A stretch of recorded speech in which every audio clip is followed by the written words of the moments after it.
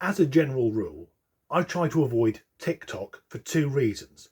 Firstly, because so much of what we can laughingly call content has been created by people who seem determined to prove once and for all they're the biggest spaz with access to the internet. And the second reason is that last year, when I briefly attempted to see what all the fuss was about, TikTok's algorithm decided to bombard me with videos of young Indian women dancing in their saris, and as much as I like a bit of the Asian persuasion, it felt like the app was looking at me going, "This is what you're into, is it? You dirty bastard." But even though I don't have TikTok installed on my phone, in fact the first thing I did when I bought my new handset was to uninstall the app, occasionally stories from TikTok spill over into my newsfeed. And one of the trends which is doing the rounds are videos which are allegedly from time travellers.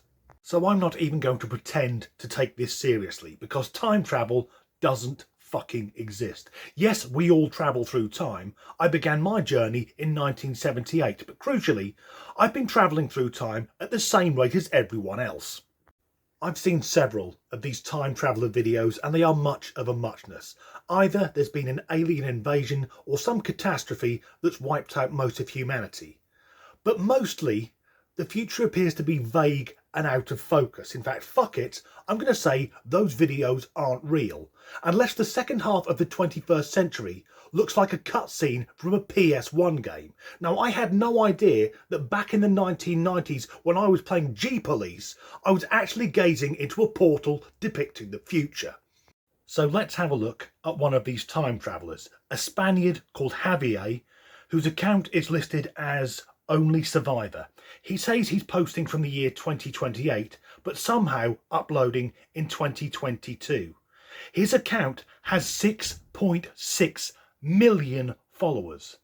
That's 1 million more people than the entire population of Denmark listening to this fucking lunatic.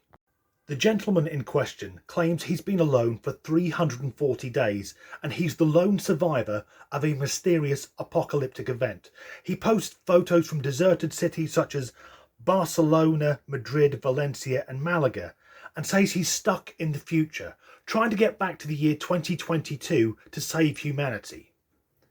Let's have a look at some of this bullshit. So here is a deserted street. And I don't want to point out the fucking obvious, but it's the middle of the night. And in the wee small hours, it's not uncommon to find deserted streets. But what about these? Again, there's no one there. So maybe he really is alone. No, that's bollocks, isn't it? It isn't difficult to take a photo of a street with no one on it. And that's if we're believing that these photos haven't been photoshopped. All you need to do is get up first thing in the morning before people are at work. And more to the point, this guy's Spanish, and Spain is a beautiful country, but the Spanish work ethic is virtually non-existent. Once they've had dinner, they all go and have a kip for a fucking hour, at which point the streets will be deserted.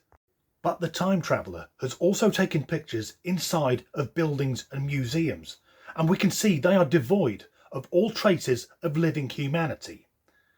But it does lead me to a rather obvious observation. Fucking clean, isn't it? So let's take another look at these photographs. Now, given that apparently humanity disappeared from the face of the earth the best part of a year ago, it all looks remarkably well kept. There's no dirt, no weeds, no decay.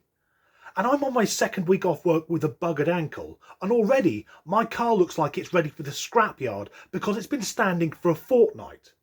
All these vehicles look remarkably clean. So if we were to believe a single word that this utter cum stain is saying, it appears he spends every moment in this dystopian future with a sponge and bucket cleaning every motor in Spain, then sweeping up and dusting and polishing the inside of the museums. What a very considerate time traveller. But let's address the elephant in the room. The street lights are still on. The electricity is still functioning. The internet is working fine. Now, do power stations not require any form of human interaction? Because I would have thought after Chernobyl, there would be an extraordinary amount of fail-safes. I think we can all agree that this gentleman isn't a time traveller. He's an attention-seeking fucktard who's gained followers by guessing correctly that there are people even thicker than him. And if he is right, well, 6 years' time and we're all dead. I just took this panoramic photo of my street, and as you can see, there isn't a living soul on it. So is it more likely that either people are at work or inside their houses because it's January and it's fucking freezing? Or am I actually a time traveller? Please don't answer that. As ever, thanks for watching.